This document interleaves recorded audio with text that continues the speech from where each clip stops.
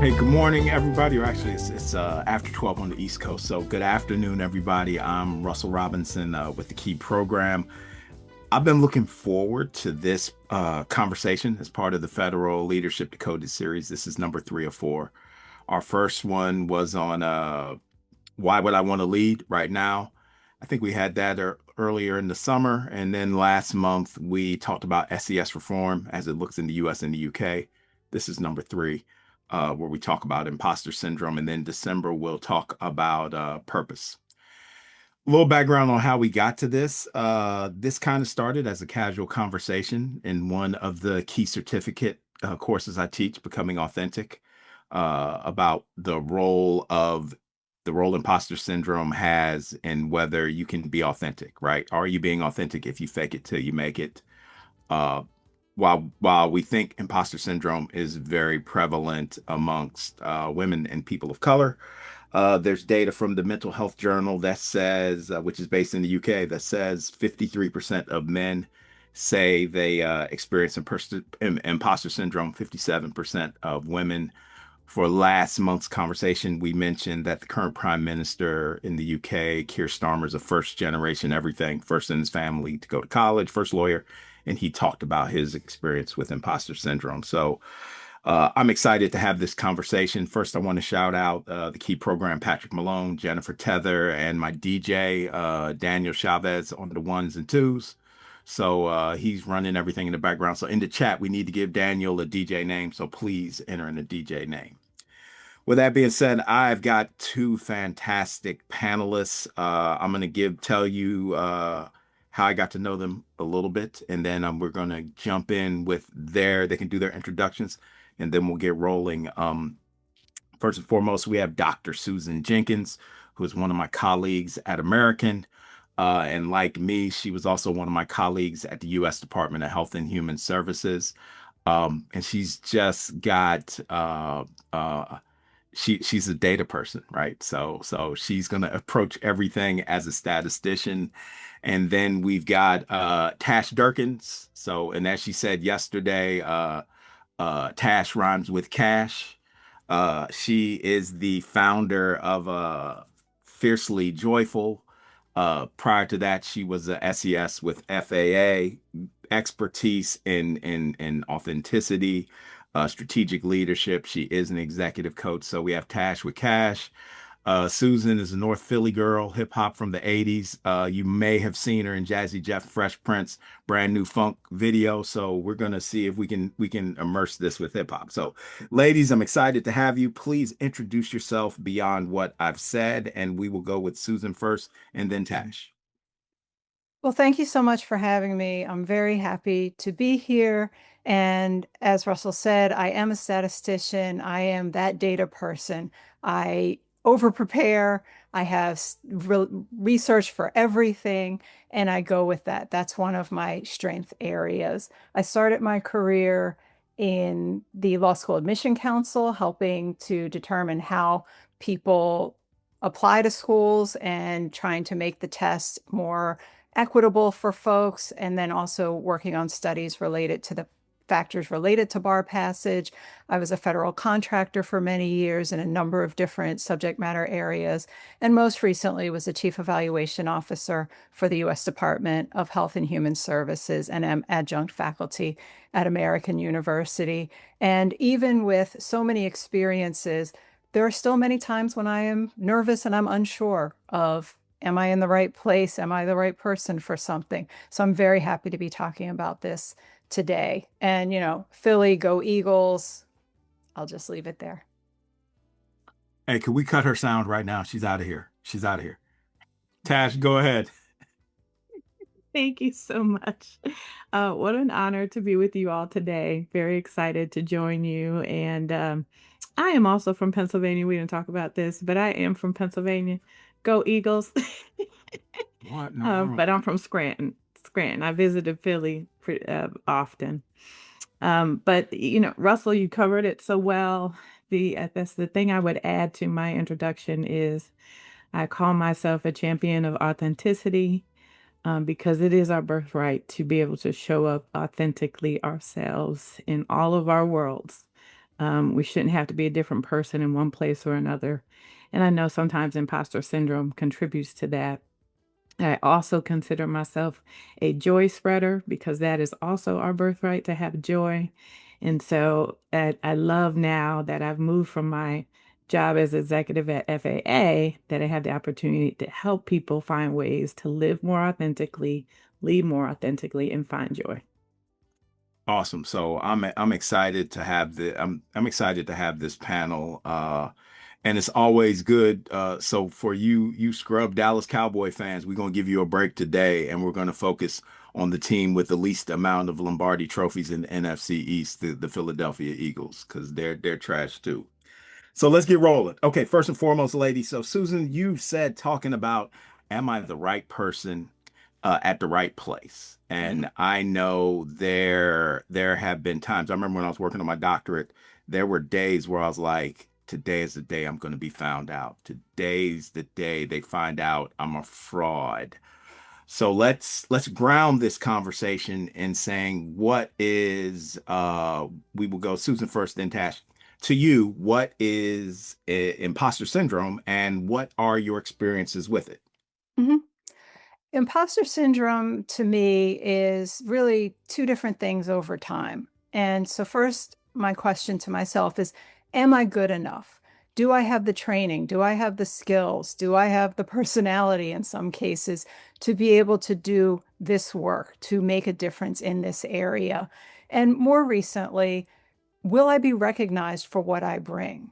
Because for me, it's not just knowing what I can do, but living in a society that may not value my contributions based on my demographics. And so, thinking about definitions of imposter syndrome, for me, I fit mostly into that area of the perfectionism area.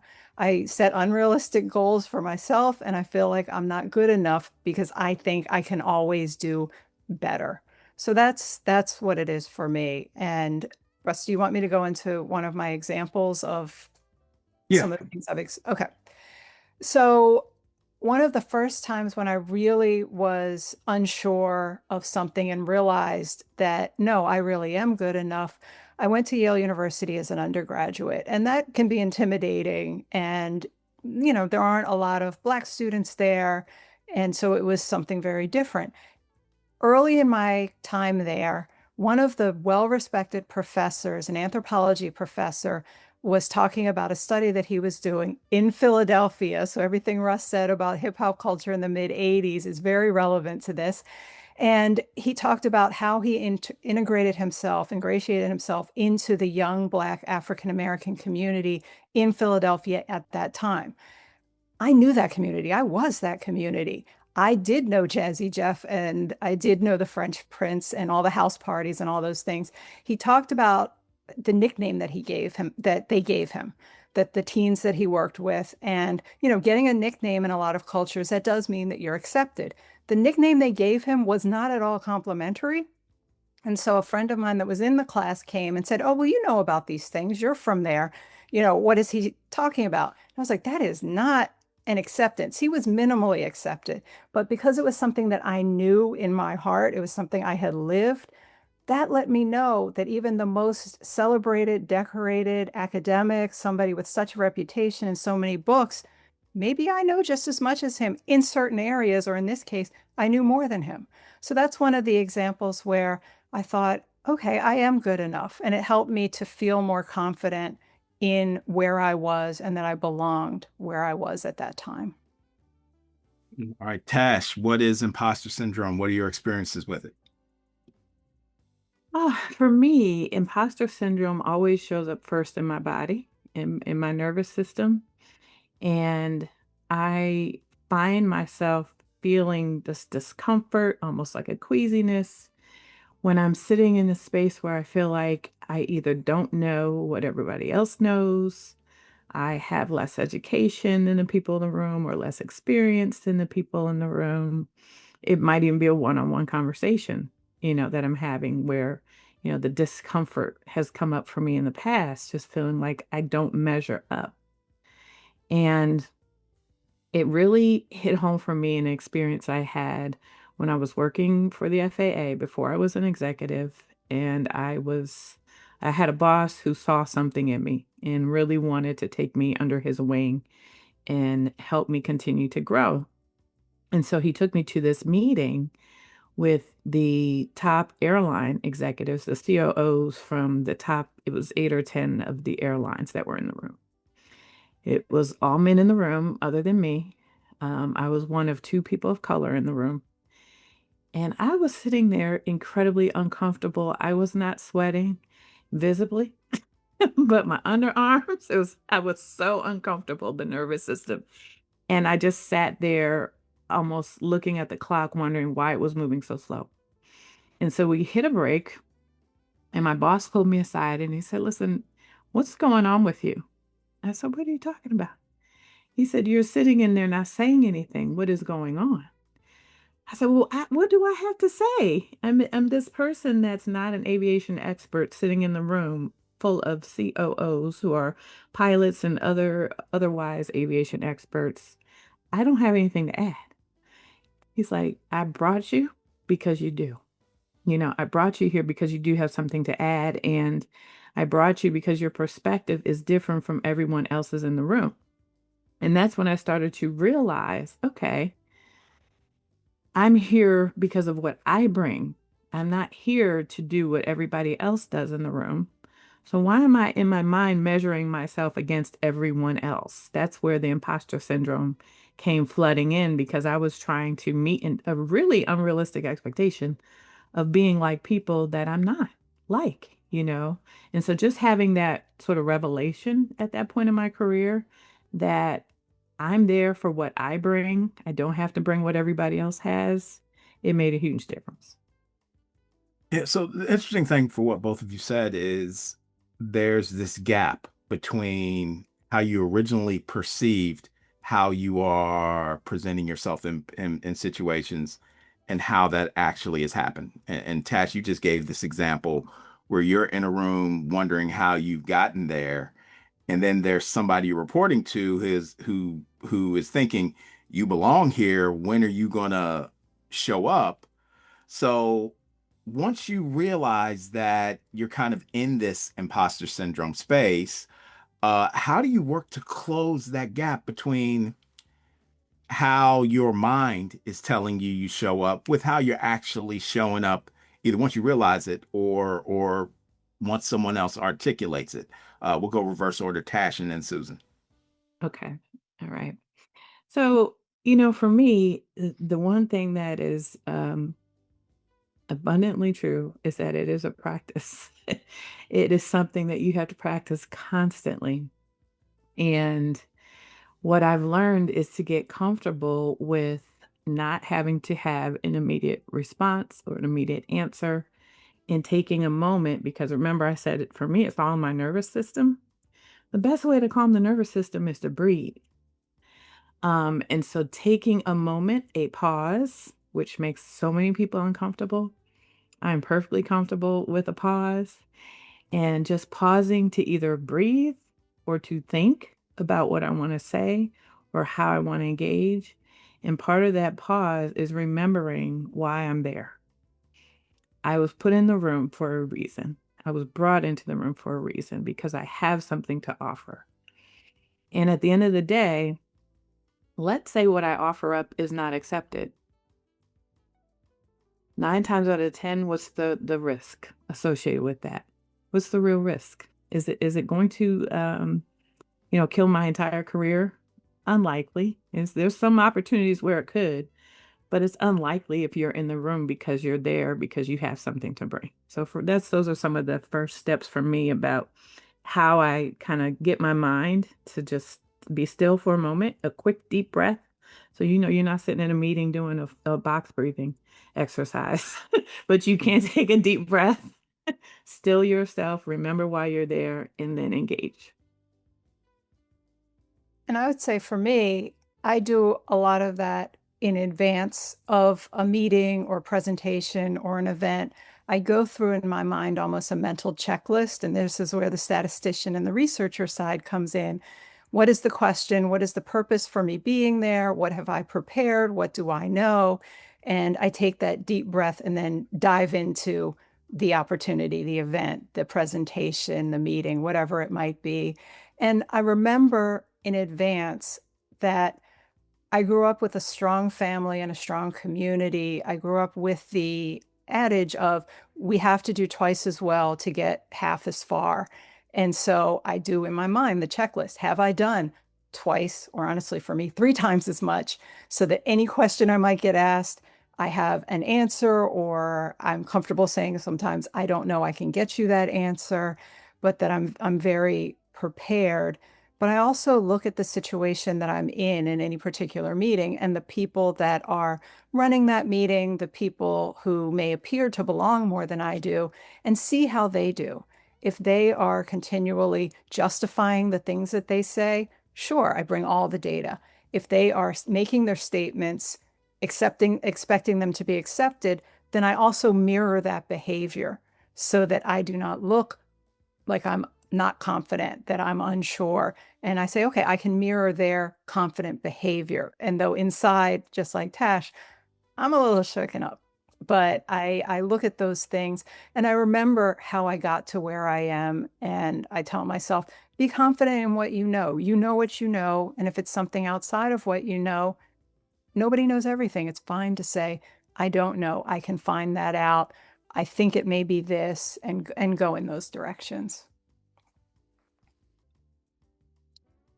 Tash, you mentioned you had somebody who reported to you who basically said, "Look, I see you as more than that.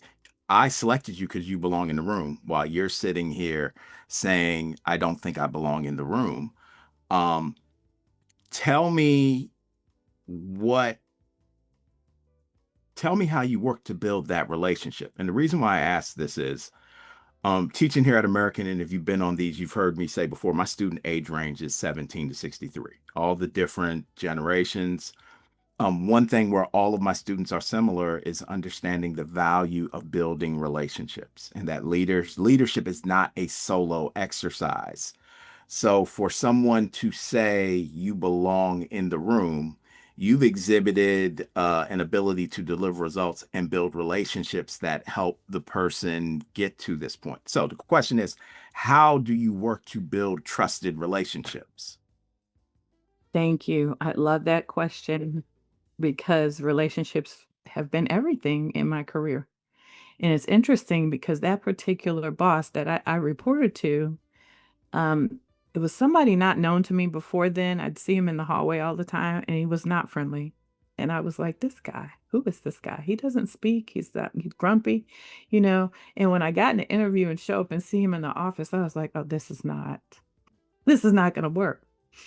And what he said to me was, because we didn't know each other, he said, I've been told you're the person I need for the job, which made me feel really good because that meant I had the work I'd been doing around developing relationships, getting to know people, establishing credibility was working because several folks went to him and said, you need Tash. Um, and then once we started working together, he saw something in me himself and pushed me to continue to grow. And I think it was the work of getting to know one another in a way that's comfortable for us, meaning engaging authentically. You don't have to share all your business. You don't have to be an extrovert if you're not, but connect with people at their core in terms of their values. And that's something I've always done. I want to see people and understand who they are at their core. That has helped me develop the relationships. And you talk about the best advocate ever. I mean, he wouldn't even retire. 2 years before retirement, he said, "I've got 2 years. Let's figure out where you wanna go and how I can help you." You know, I had that kinda advocacy and support because of the relationship that we established, and that confidence because I'll just point out, very important to have clarity on when people see something in you and you're like, "What are you seeing?" Ask them. Ask them the question. Sit down and explain to me, what do I do that you think is so great that you want to help me develop and grow? And I did have that conversation with that boss and others. And that then gave me the confidence to know what I was going in the room with that I was offering that was different in mine. that I could be confident about. Awesome. Susan. Yes, and I would like to pick up from a few things that Tash said. Being authentic. And so that has been the best thing for me. And I am authentically somebody who will bring information and expect that people will believe that science is real and that research is research and that kind of thing. But one of the best things that happened to me was I had a boss some time ago who saw me following a template for how other people were doing things. And he said, Why? Why are you doing that? You don't have to do it that way. It needs to get done and it needs to get to this point. And we were working, I was a contractor at that time. We were working on putting together proposals for contract work with the federal government. And he said, Yes, you have to answer all of the different pieces in the request for information or the RFP, the request for proposal, but you don't have to be a robot. You can really be creative in the methods that you come up with. You can use all of your experience to come up with something different. That's how you win the contract because everyone can follow the cookie cutter. You have to come up with something different. It's in there. And so extrapolating that to other parts of my life, yes, I bring something unique, just as Tash was saying, and I need to focus on that.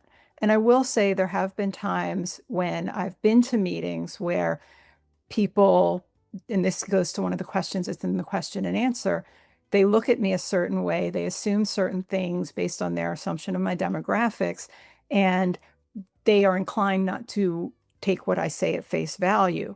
And I bring a mountain of data and I take a deep breath and I put them in a numbing coma full of data until they almost have to say, I give up.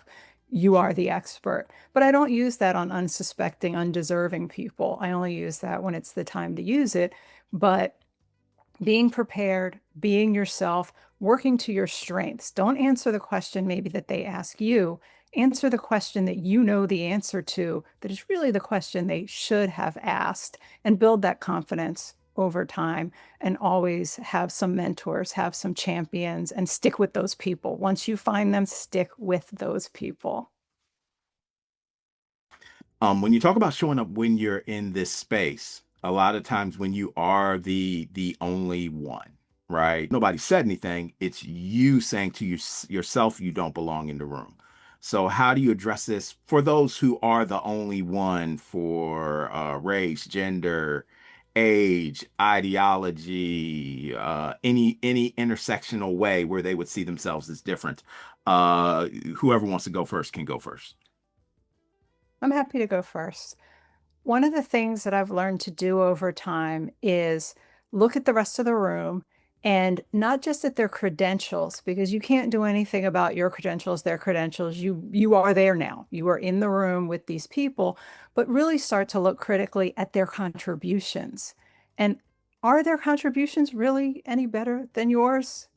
And maybe they are, maybe they aren't. If they are, then you need to step up, but generally they're not going to be. You are equal to them. Their contributions may be different than yours, but really compare yourself honestly and reflect honestly.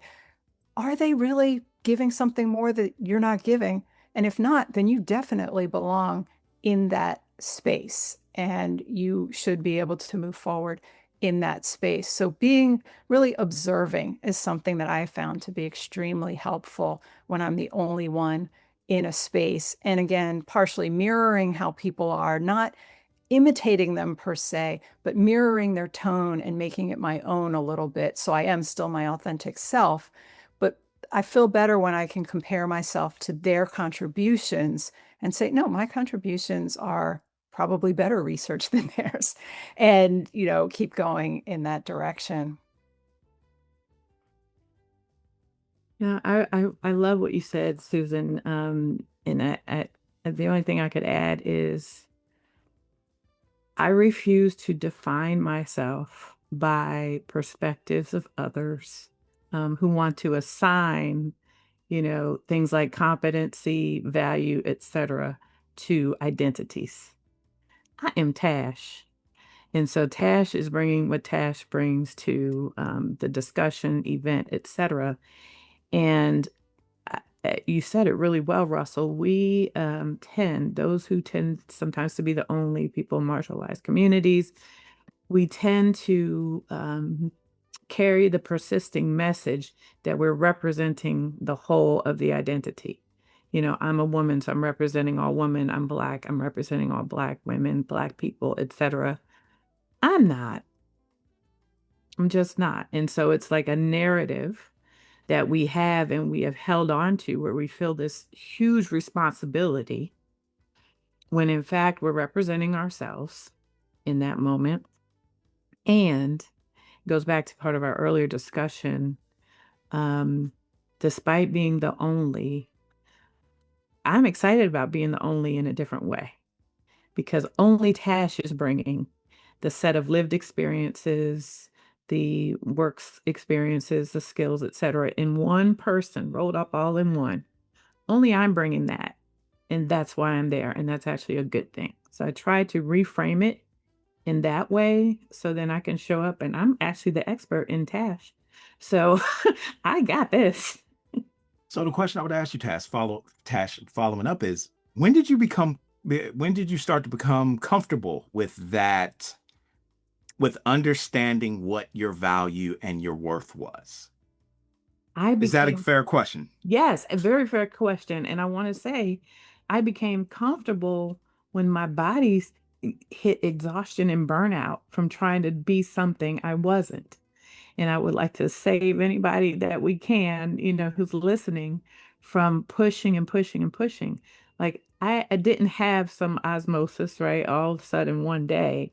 What happened is physically, I told you the nervous system is the peak for me. Physically, my body started rebelling because I was exhausted trying to show up differently. And oh, by the way, showing up differently never got me 100. Like it got me good grades, but it never got me the 100. Like, you know, good students, you want 100 or some extra credit. It never got me the 100. It got me good grades. It got me, you know, some appreciation, some visibility. But it wasn't until I started getting more comfortable being me more fully, bringing me to the table, that then all of a sudden it skyrocketed and people were like, oh, we need Tash here, because they saw this unique thing I had been tamping down all along because I was busy, exhausted, trying to be everybody else. Susan, when did you start to look at imposter syndrome as this statistical equation? So I mentioned the example when I was an undergraduate, and I've had several examples of that over time where someone made a statement that was counter to every lived experience I've ever had. And that told me that even the experts are not always the experts. So one of my other early professional experiences, I was at the Law School Admission Council, and we were working on a study related to the correlates to people passing the bar. So it was a 5-year study, started with surveys and interviews when people were applying to law school, followed them through law school, looked at their grades, looked at their personal situations, family situations, financial situations, and followed them for a couple of years after law school through hopefully bar passage at that point. And one of the early sets of data was talking about the family background of the different students. And the person I was working with that was the principal investigator, the PI for the study, she saw that African American, the mothers that were African American of law students had higher educational levels than the Caucasian or white mothers. And she couldn't believe it. So she was using the racist stereotype of who has education, who has opportunity, you know, how are these different racial groups organized, if you will. And what I knew, because one of my brothers was a law student, and I knew my mother and I knew everyone she knew, African American women who were pushing their children or encouraging their children to go to law school tended to be nurses, tended to be teachers, tended to go into those careers that were open for them in the 60s and 70s and 80s. And to do that, they needed advanced degrees. And I found statistics for it to be true.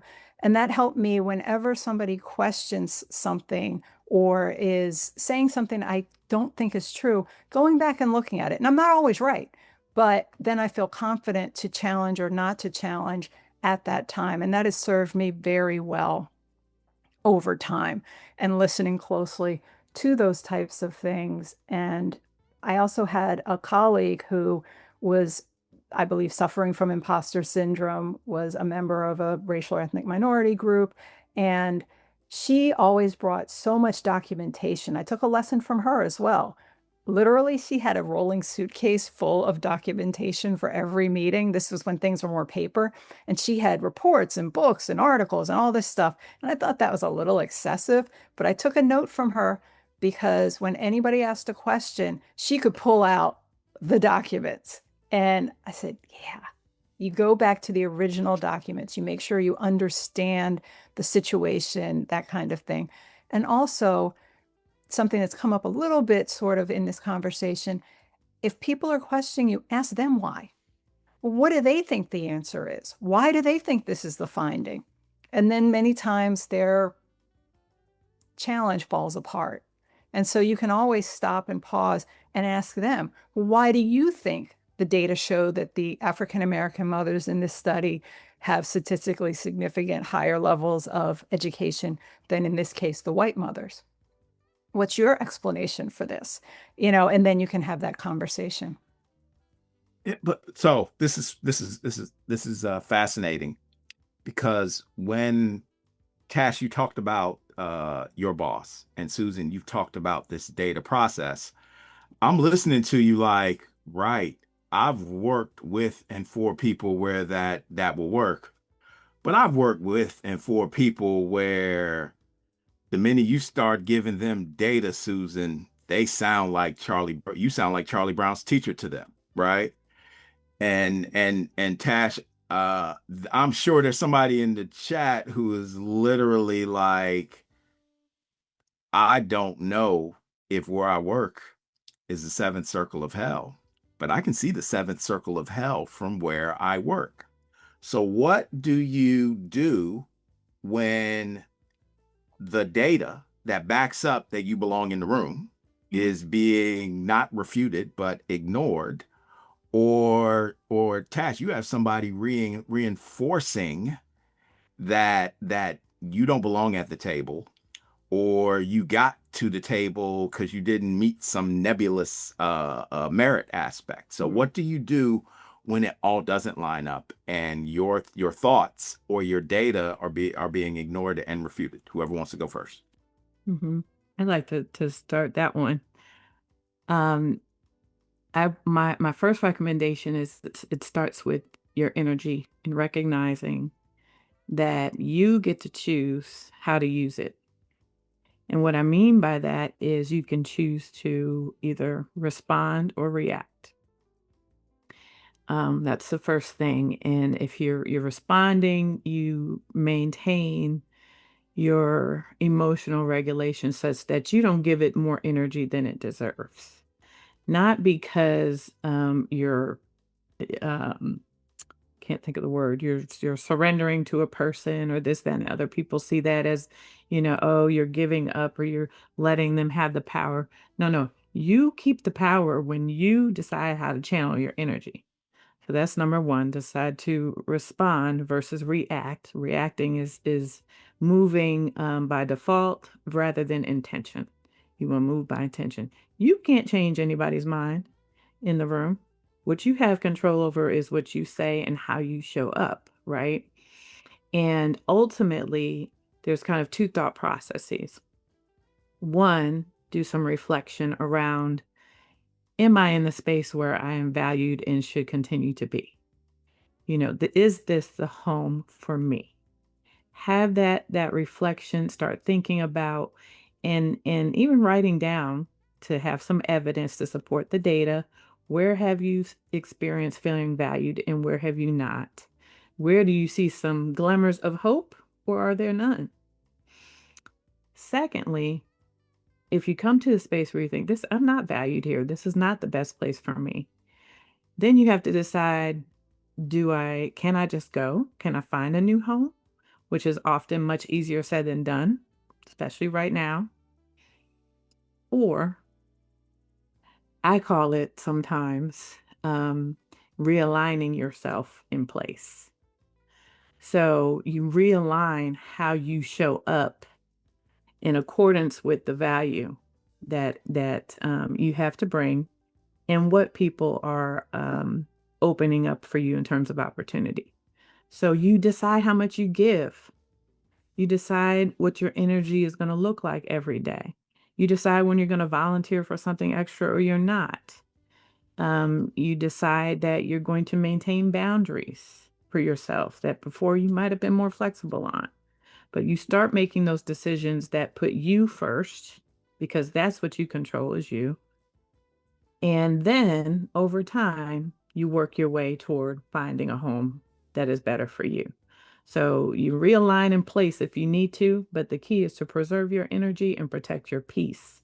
First and foremost, you do your work, you keep getting that done, but you protect your peace and preserve your energy. So let me do this because I got one more question for Q&A. So Susan, I'm gonna let you start with this and then we'll roll into Q&A. Is that okay? Did you wanna jump in? All right. Yeah, I have a So couple things on that. Wait, I have a couple things on this one if I could. okay. If And you I'll could do say that, and then we can get to a last question and get to Q&A. Sure. So, as Tash is saying, yeah, set your boundaries. I worked with somebody who was a contractor of mine several years ago. And at one point, she didn't have the answers I was asking for. I was the contract officer representative. She did not have the answers. She decided her presentation was over and she was going to start talking to somebody else in the room, even though I was the core, I was the contract officer representative. And so I said, this meeting is over. And we ended the meeting because the person that was on my team that was not above me, but was being now talked to as if that was the person that was making the decision, knew me well enough to say, oh, yeah, no, this is not going to work out well.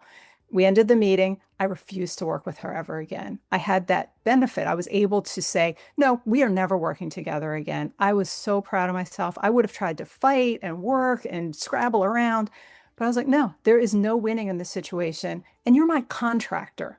Give me another point person because this is over. And so that was one thing. And then more recently, I was in a position where the work that I was doing, the subject matter of the work I was doing was not respected by my supervisor. And it was downplayed and it was ignored and the work of my entire team. And what I did not feel that I could leave or that I could just say, I'm not going to work with this person anymore. I worked with all of the other people because a lot of the work we do is teamwork and you work with other partners and other stakeholders. And my team gave the best to those stakeholders who would come back and say, this team is great. This team is fantastic. And we got our benefits that way. And I never did convince the supervisory chain at that position that what we did was good and valid and we were doing an excellent job at it. But the team, we knew we were doing a good job because we did get a lot of positive feedback. And I also tried to shield my team from the negative feedback that we were getting. And that made me feel more positive about myself. And I knew that we were doing good work. Last question, ladies, and we'll get to Q&A. I think a lot of the work that I do has been grounded in Romans chapter 5, verses 3 and 4, right? We must rejoice in our sufferings because suffering leads to endurance, endurance leads to character, and character leads to hope. So to have hope, you must go through this level of suffering. There's some people right now in the middle of, I don't fit in, I shouldn't be here, I'm deep in imposter syndrome. And I'm listening to both of you, and navigating imposter syndrome seems to be part of your personal brands. So tell me how different question, tell me how imposter syndrome has been good for you. Tash first, and then we'll close it out with Susan. Okay. So let me just say, I am all about reframing how I had thought about imposter syndrome for years, and I wish somebody had told me this sooner. I literally posted on LinkedIn about this yesterday. As Susan would say, it's a data point, and it is for me now. I see it as a compass, because when I'm sitting there and there's no reaction to my nervous system, that's uncomfortable, I'm in a comfort zone where I'm the expert, where I feel solid in what I know. I feel incredibly certain. And that is a place that I enjoy. However, the feelings that I get when the imposter syndrome kind of comes in, when I'm in that space, I'm growing. I'm actually stretching. I am expanding how I show up, what I'm learning, how I contribute. So it for me has actually been very beneficial. The I have I've dealt with anxiety challenges for most of my life, and someone I worked with on it told me, give your anxiety a name and make her your bestie, because she's not leaving you. But your goal is to learn how to recognize when she's showing up and navigate her, right? And so that's how I see imposter syndrome. Same way. Recognize it and learn how to navigate it, but don't run from it. It is the growth opportunity. It's the space where you really get to expand and show more of who you truly are. Yeah, and I'll Susan, close us out for this section. answer very quickly to give time for the questions, but agreeing with what's been said so far, my thought is do some self-examination. Why do you think you are an imposter in this situation? Is it because you don't know enough and so you can learn more? Is it because you're trying to be someone that you're not? And you can really then think, okay, no, this is not my strength. Imitating this approach, imitating the way it's always been done is not my strength. I'm someone different, and you can do things a different way. Answer the question you want to answer. Many times, Congress or the Office of Management and Budget would ask us questions in my position. They weren't the right questions. So rather than scrambling around trying to answer that question, we would give an answer to that question, but then we'd say, the more interesting question is this over here, and really then say what we wanted to say, show the strength of the information that we had. And you can do that with your own self. You can say, well, wait a minute, I can do it that way, but if we do it this way, it has these benefits, or it gets us to the same place equally as well, faster, more efficiently, more effectively. Offer an alternative to the path that you're on that is making you feel like an imposter. And then if it's really terrible, sometimes, yes, you do have to leave a position, a situation, a relationship, whatever that might be. Awesome. So we're going to get into the Q&A. So first up, first question. As someone who struggles with imposter syndrome, how do you recover from a setback without letting it reinforce your self-doubt? And how do you keep a growth mindset when you're still trying to trust that you're actually qualified? Great question. I would love Whoever to take wants to answer. stab at that. I had a supervisor that said the perfect thing to me at that time when I was in that moment one time. And he said, is anyone going to die? No. I mean, sometimes we have jobs where that people will die. That's different. I'm a program evaluator. No one is going to die from an evaluation or statistical emergency. And so he said, it's the weekend. Go home. No one's going to die. Come back fresh on Monday. And I asked myself, okay, I made a mistake. Is anyone going to die? And time helps you to get a better perspective on what was happening. But I would ask my staff that too. A mistake. Is anyone going to die? Let's move on. It was a mistake. We can correct it, but it's not life or death in our case. Can I add one thing to that, Russell? Yes, ma'am. Really quick. I love what Susan said, and I had the same thing said to me because I worked in aviation. My boss was like, first of all, no planes are falling out the sky. We're good. But as a coach, I'll put on my coach's hat real quick and say, we show up in the capacity that we have at the moment, period. So even when we make mistakes, we showed up in the best way we possibly could in that moment.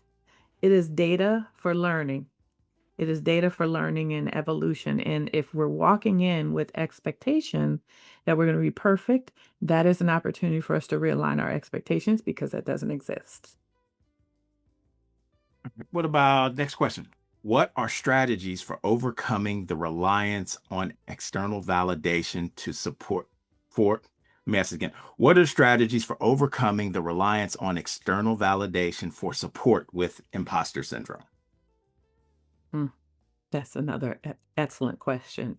So it's hard. Let's all be real. All of this is tough work in practice, but the need for external validation is there for most of us. It's natural.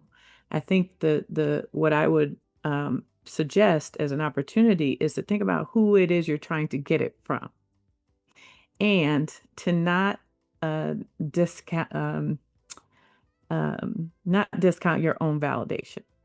You're going to do some own self-reflection. You're going to look at some of the evidence that supports, what happened, gives you some insight into what happened. You'll talk to other people, but a reliance on external validation from people whose opinions, do they really matter in the grand scheme of thing?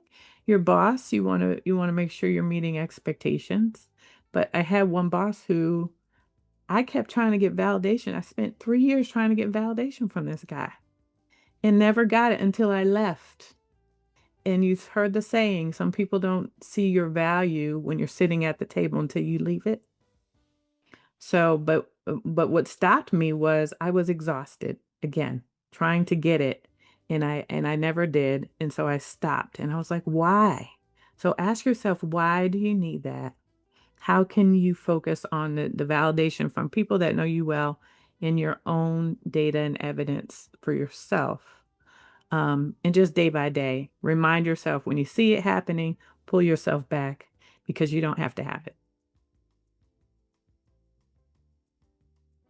Yeah, I don't have Let anything me to add to that. I think that so was let, let me great. let me add a little bit to that, right? I think you have to know what your brand and your two parts. You have to know what your brand, your value, and your worth are. You have to know what your superpower is. I remember when I worked at HHS, we had an amazing director who, in the context of succession planning, he dumped a jar full of pennies on the table. And he was like, for all of these pennies on the table, there are three where I am the best of the best of the best. And so for everybody, there are three or four where you are better than everybody. And you have to know what your superpower is, right? And then you also have to be aware of, if you've got superpowers, you've got kryptonite, what that kryptonite is, so that when it shows up and you get to a stressful position, you can make the best decisions. The second thing I would say is you have to understand the worth of the people you are seeking validation from. And like in this social media world, especially for those who are interacting with Gen Zs, and they've been raised on smartphones, and likes from people you don't know are very important. Like, you have to be very in tuned to who is validating you or critiquing you, and whether they are worth your time, talent, and energy. Beautifully said. Also, as you're putting together a product or a plan or, something like that, you're working on something, whatever it is, also play the opposite side. Put it down for a moment, pick it back up, and try to tear it apart. And then make those improvements. And then when you actually deliver it, be it a presentation, be it a volunteer leadership opportunity, you can do this if you're the leader of your HOA, you can do it at work. That way you've anticipated some of the weaknesses and you've already strengthened your deliverable, whatever that is, in advance. So you're that much more confident. You're not taken aback by a criticism or a question or something like that. You're ready for it. Really quick, ladies, talk about the role of allyship in regards to imposter syndrome. So, what do you do when you see somebody, either colleague or someone on your team, who is suffering from imposter syndrome? How can you be an ally to that person? Tash, quickly, and then Susan, and then if we want to get back and address it further on the back end, we can do that. I saw that question. That is my former boss who put that question in the chat in the chat, and he is an ally. He was my boss for a while, and then we became peers. And as such, we worked together. We partnered on things, and there were things I wanted to bring forward that were really important that I knew I would not be heard because it was Tash, the non-technical person with this technical idea. There's a separation. He had a technical background. I would leverage the relationship. It was both partnership and allyship, and ask him for help. Hey, I don't care who gets the credit for the idea, but this thing needs to be brought up. And I'll bring it up in the meeting. Can you back me up? Or do you want to bring whatever that looks like? And really partnering, because it felt less like imposter syndrome and more of a need to have a way for my voice to be heard, I'll say. Susan. Something that I've honed over time is looking for the people that are undervalued in their situations and trying to hire them onto my teams or bring them into my partnerships, because that's to me a hint that they are suffering from imposter syndrome because they are being undervalued by their leadership or by their teams, that kind of thing. Bring them on to my team or into my orbit, if you will, and talk with them clearly about, well, what are you best at? Let's have you do more of what you're best at and improve what you're not best at, or let's leave that alone. Somebody else is best at that. That's somebody else's three pennies. They can work on that. Let's find your big strengths and let's push you forward in that way. And that I think is helpful, and it helps to illuminate for them where no, they are fantastic. They have their own three pennies, if you will, and then they can bloom and go from there. They're also then very helpful to be on a team because you feel that team connection and you feel that team loyalty, and you know that where you mess up, they will step in and help you because now you have helped them to see the best in themselves. Thank you, ladies. Tash Durkins, Fiercely Joyful, and she's got a book. We've got a slide up there with a QR code to her book, Fiercely Joyful, which I actually bought for my students, which is amazing. And listen, if you need a professor, if you need a professor here at American, Susan Jenkins. All right, are we back for whoever? We've got a little group still here. So Susan is with us. Susan, are you ready to dig back into more of these questions? I am, as long as you stop insulting my Eagles.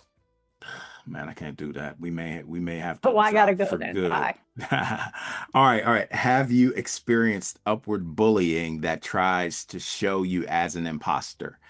If so, how have you dealt with that? For those who don't know, upward bullying is when a subordinate or subordinates repeatedly target their manager with hostile or undermining behavior using informal power to cause harm or to discredit the manager.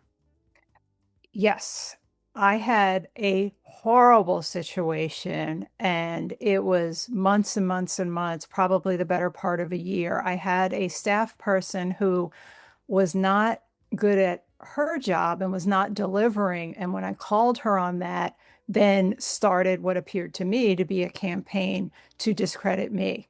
But I had been a reliable person for many years in the organization. I had relationships across the organization. People trusted me.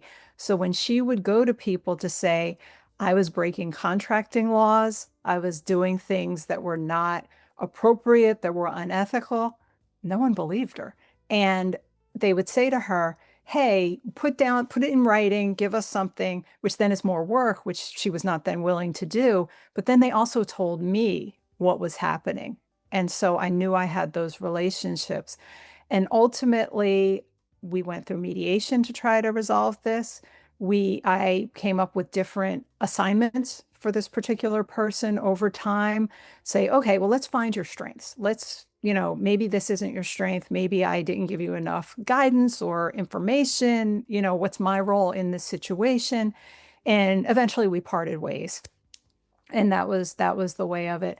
But I really had to get other people to help. I had to move up the chain to get Yeah. support and help. I had to work with the, I forgot what they're called now, but the folks in the federal government that work with managers in terms of mediation and stuff like that.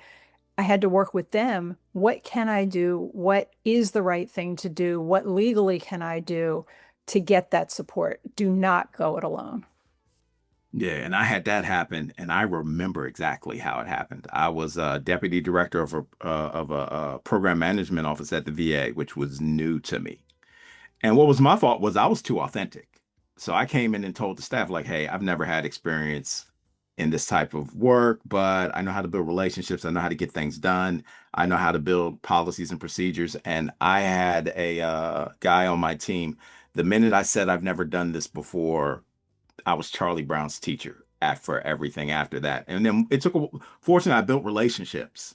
Mhm. And once I found out what was going on, then it became a matter of really understanding whether this guy could do the work or not do the work. Mhm. And I've always been about employee voice. And once we got to the point where we realized he couldn't do the work, then I went and talked to employee relations. Mhm. And then I talked to his customers.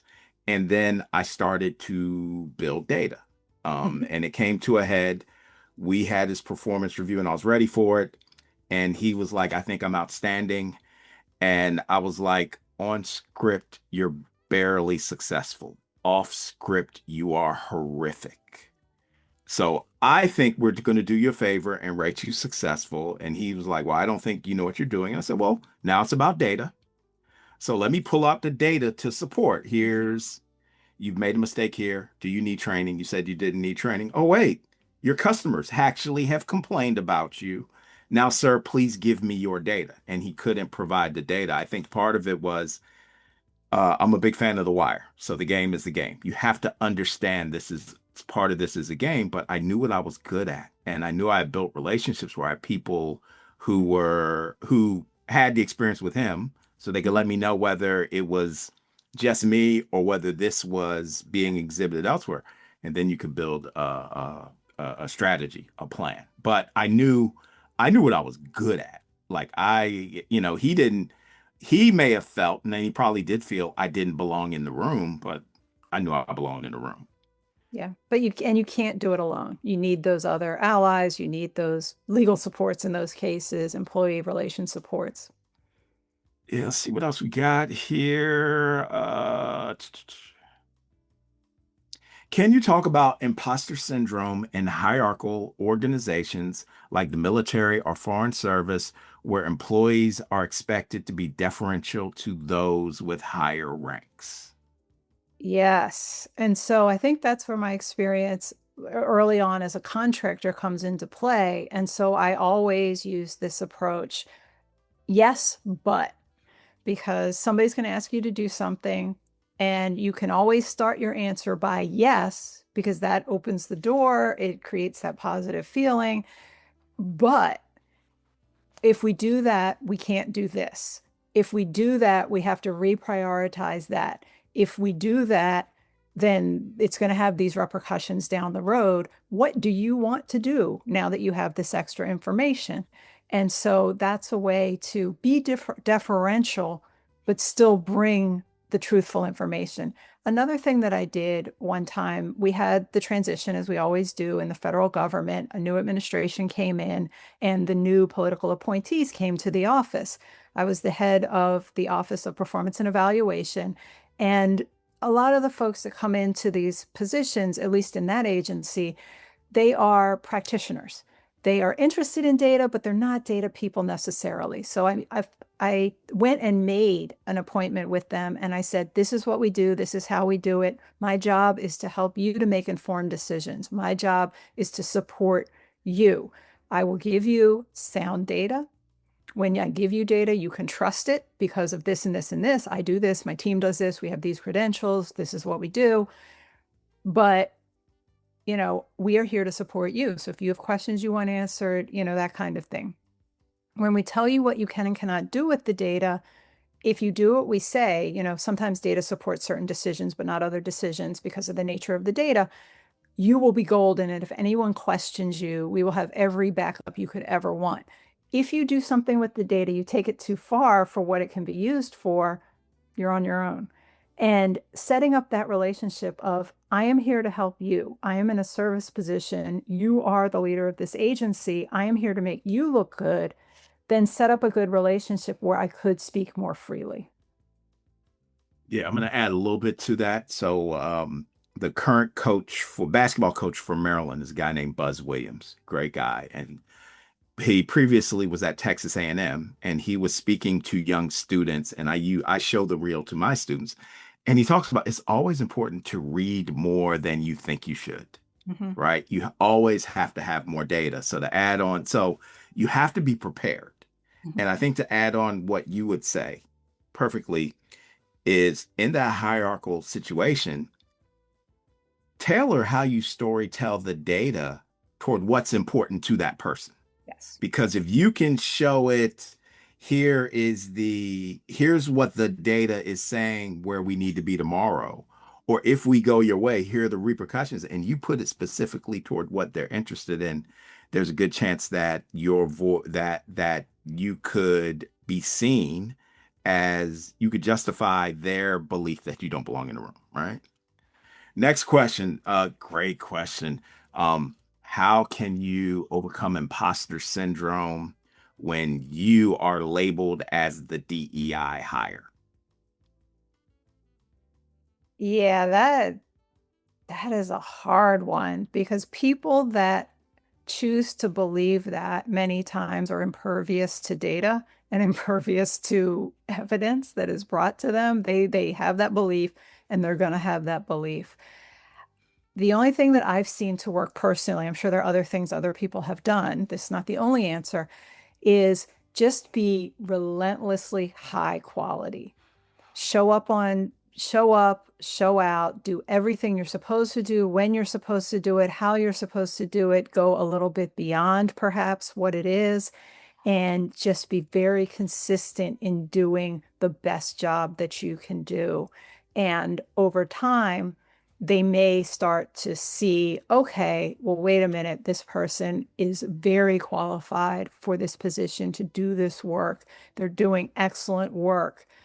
But at some point, if someone chooses to believe something and they are impervious to evidence, you just have to keep on keeping on and kind of downplay their external validation for one thing. That is not somebody whose validation you want because they have predetermined who you are and they've predetermined what you can do. So they're not even looking at what you're doing. Anything that they tell you is not even based on what you are actually producing. Yeah, and right, I would be curious with that person, right? So first and foremost, I would probably say, well, first I'd be curious with myself, is that person worthy of my energy, right? Now, if the person is worthy of your energy, then I would put it on them, right? And listen, my belief is 22 years of federal service, been doing this professor thing for a minute. Uh, there is no such thing as a meritocracy, right? The minute you bring people in, everything is subjective. So I would put it on that person. Okay, what are the merit qualifications in your mind Mhm. that would say that I am not qualified for this? Mhm. And then you gotta have data. You've got to have data. You've got to have all of the things to justify how you belong in the room. And it takes time to again understand your value. But I know a lot of times when you get people into why and what meritocracy is to them, they may start to explain why they're unqualified, right? And then it becomes an argument where, well, I'm not even arguing with you, you're arguing against your own beliefs and theories. Yeah, that's an excellent point. All right, let's see what else do we have here. We got the after 1 o'clock group is hanging in here. Right. If you find, well, I don't know if this is a question. If you find that your group all agrees with you, it's time to find a new group. Paraphrasing Mark Twain. This mantra helps me every day when facing criticism and unwanted praise, right? Hmm. Hmm. You don't you don't want groupthink, right? If I remember I'm a voice researcher, and I don't even know if this is an imposter syndrome response, but I was speaking to I reported to our deputy director and then our director, and I went to I went to the deputy director and I said, "Hey, the director, nobody ever disagrees with him." And she's like, "What are you talking about?" I said, "Look, I've been in these meetings with you all for a year, and nobody ever disagrees with him." Now, if there are other strategic meetings that I am not a part of, then that's fine. But he's in a position where nobody disagrees with him, which means either they actually agree with him or they don't agree with him, and he hasn't created a safe space for disagreement. Either way, if I'm a leader, I'm going to be scared. So yeah, for the person who made the comment, sometimes you got to make yourself uncomfortable, and you've got to normalize this ability where disagreement and dissent, respectfully, of course, is Hmm. sought out. Hmm. Yeah. Oh, I see a question I'd like to answer. Okay. Interestingly, I began experiencing imposter syndrome after separating from a position within the government. I'm still confused as to why this has happened. I also, being not voluntarily separated from the government on April 1st, when many people in HHS were invited to exit the government, also feel this way. I had a plan, I was moving it, I was building all the steps to get to where I was as the Chief Evaluation Officer for the US Department of Health and Human Services. And in a day, April Fool's Day, it was over. And it happened to a lot of people that day, and it's happened to a lot of people since that day. And yes, I was so confused and upset, and I could feel it physically, I could feel it mentally. It really threw me for a loop as well. So that question resonates very, very much with me. And what I started to do, two things that I found to be helpful. I started having conversations with my network, informational interviews with people who were doing the types of things I wanted to do. Did I want to start my own consulting firm? Did I want to find another job with a particular organization? Let me talk to those people. Let me talk to these people. I had half-hour conversations with anyone who would talk to me. Second degree people, somebody would say, "Oh, yeah, I know X person and they were helpful. Can I talk to that person too?" And I'm an introvert, so it was hard. But each time I would talk to somebody, I would get a little tidbit that helped me to decide, okay, where is it that I want to go? So that was really helpful, just talking to so many people with an open mind about their journey, how that might relate to me, what can I take from it. The other thing that I did was I got an executive coach to help me to really figure out what was it that I wanted to do? What was I good at? Somebody that was not a cheerleader trying to make me feel better, which you need. Somebody that was not, they just fired me and trying to make me feel worse, but really an executive coach, a professional. And there are many different types of professionals, but the professional help in that sense was also extremely helpful to me. And I talked to some of my mentors, and so that was what helped me to be in a better place now than I was 7 months ago when I separated from the government. Yeah, so I'm going to answer this and then we'll close it out. But because I'm me, I'm gonna use this to preview our next federal leadership decoded.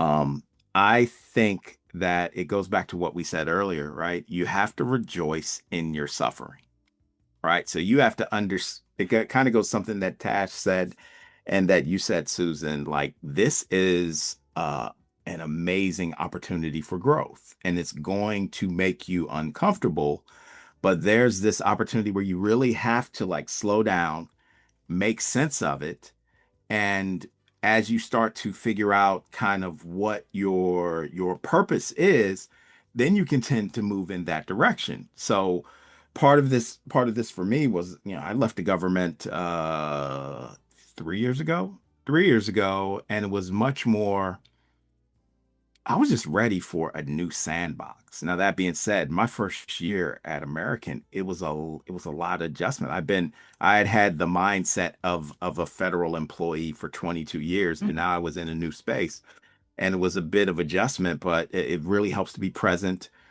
do reflection, do journaling, do things to keep you mentally and physically to maintain your physical wellness, and then navigate it where this is whether you chose the change or the change was forced upon you. For some people, it could be a horrifically wrapped blessing, right? You're going to start to hear the stories about feds who either took Vera or took DRP, or contractors who started their own business or landed in other positions, and you look back and it ended up being a blessing. So Mhm. the shameless plug is the last of our four-part series is December 3rd, and it is What is My Purpose? So it's for those who, for whatever ever stage in life, either you're not in the sandbox you're in or you want a new sandbox. And for that, we've got a fantastic woman, Mika Cross, and we've got one of our key 50, one of our current master's students, Colin Pascal. They're both retired military, so they're going to talk about how they're doing what they're doing now. So with that, I want to thank Susan. I want to thank Tash. I want to thank Jennifer and Daniel, and definitely the 25 plus people who stayed on for this last bit. We're going to put this on demand for you all. If you have any questions, you can email me, rrobinson@american.edu. Daniel, can you put up that last slide that's got the contact information, the QR codes for Susan and Tash, if people want to get in contact with them, and then we'll put that up for a little bit, and then we will close this thing out. And I'm So if you want happy to be someone's half-hour conversation, because I said I went out to anybody that would talk to me. I will talk to anybody. So feel free to send me an email through American, sjenkins@american.edu, or through LinkedIn, and just tell me who you are a little bit so I know you're not a bot of some sort, and I will talk to you. awesome, everybody have a great rest of your Wednesday. Thanks again.